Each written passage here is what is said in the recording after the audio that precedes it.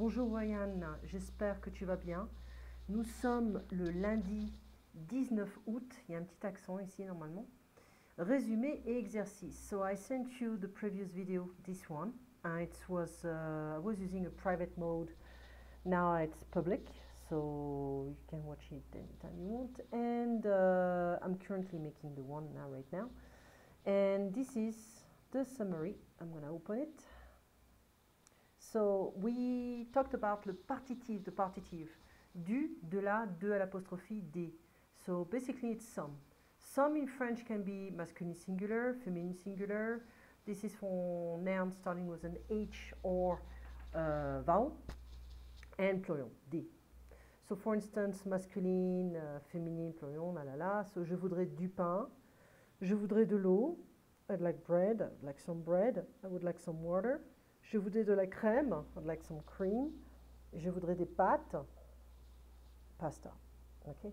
So you're going to notice that some words, some nouns can be plural in English, singular in French, and vice versa. Okay? But if I want a negative form, let's say I'm going to use je veux instead of je voudrais. I would like to use I want. So I'm not going to say je ne voudrais pas de l'eau. Logically, it should be correct, but grammatically speaking, we're gonna get rid of this E and L apostrophe. Je ne voudrais pas d'eau. Okay, so it's gonna be easier if I use I want. Je veux. Je veux de l'eau.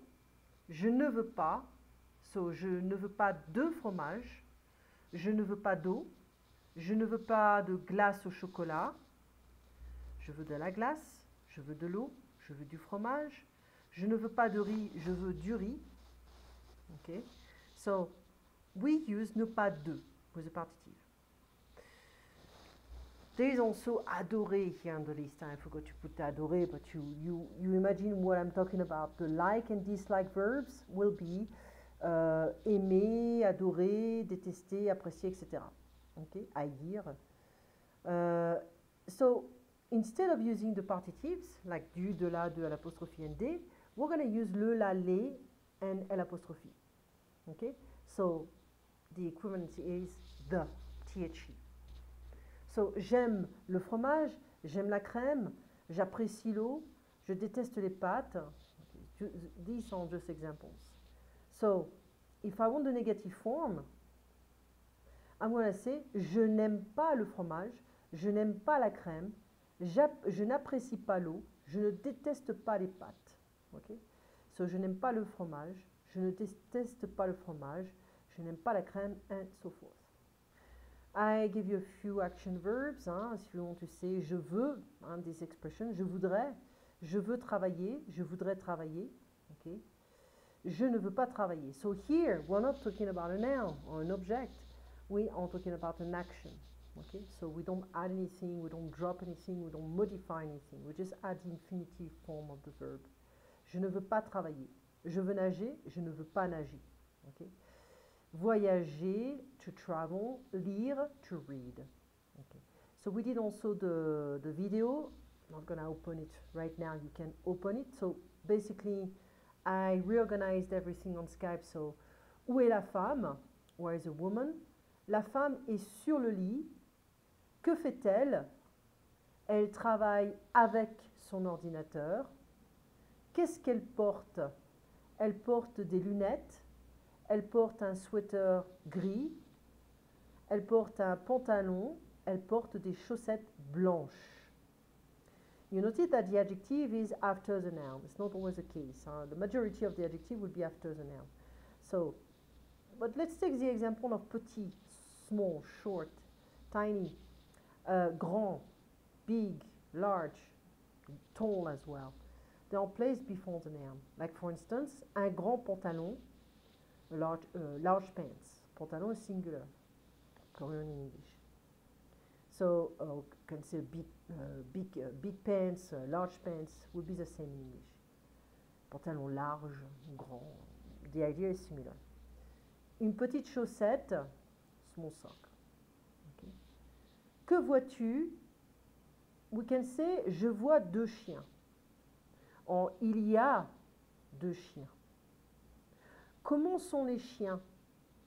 Alors, les chiens sont petits et grands. Ok, on can say. Il y a un petit chien et un grand chien. Il y a un lit, une lampe de chevet, une table de nuit. Ah, that's the furniture. You have two options here. Une lampe de chevet, une table de chevet, pardon, une table de nuit, une fenêtre, une grande fenêtre, une petite fenêtre. So the window is large, so we're going to say une grande fenêtre. Les chiens sont à côté du lit. Okay? So, to the, you can be like, well, we just talked about the partitive, we have du. It's a quantity, even though it's an indefinite quantity. We're talking about a quantity. But because in English we have go to, it's not going to be the same preposition in French. So just be careful on this detail. We can talk about that in the future, but for the time being, think about du as a partitive, as a quantity, but it can be also other things. So if I give you the example of I'm going to the restaurant, je vais au restaurant. Aller is contracted, au is a contraction of aller. Okay, so elle travaille sur son ordinateur. She works on the computer, on her computer. Le grand chien va chercher la laisse. Va chercher is going to get the leash. Okay, goes get the leash. So chercher can also be alone, can be to look for, and here it's gonna be to get something. So je cherche mes clés. I'm looking for my keys. So one dog barks. Le petit chien aboie. Okay. So if you want to conjugate, and we saw that at the end of the course, ion verbs, that's the first group.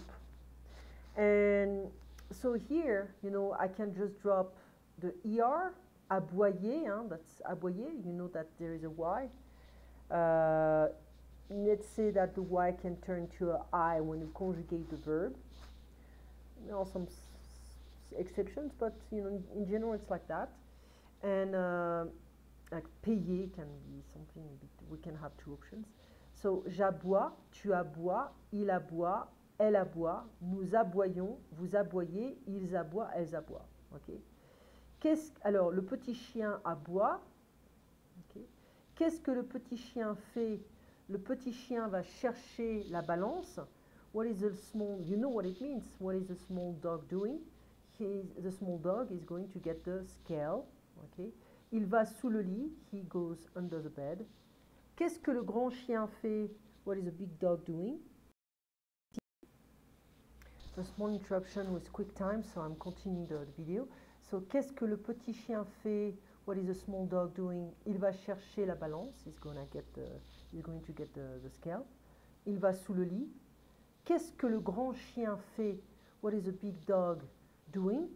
Il est assis. He's seated. We can also say he's sitting. Okay? He's seated and he's sitting. Il s'assied. He sits. So the woman, elle arrête de travailler. Elle se lève. She gets up. She stands up. Elle voit la balance. She sees a scale. Okay. Les deux chiens sont assis. Both dogs are sitting. No, the two dogs are sitting. Elle se pèse. She weighs herself. Se peser is to weigh oneself. So we have a lot of reflective verbs. We call them les verbes pronominaux in French. So like for instance, se lever, s'asseoir, se brosser les cheveux is to brush your hair basically, or to brush one's hair. Se brosser les dents et se préparer to get ready. There are way more reflective verbs, of course. Okay. So you're gonna learn that there are like 3 verb groups. And the first one is about the ER verbs, like the verbs ending in ER, except aller, because it's an irregular verb. So basically, I drop the ER, and I'm going to add E-E-S-E, O-N-S-E-Z-E-N-T. So, aller, we know it's an irregular verb. Je vais, tu vas, il va, nous allons, vous allez, ils vont. So, I can say, for instance, parler.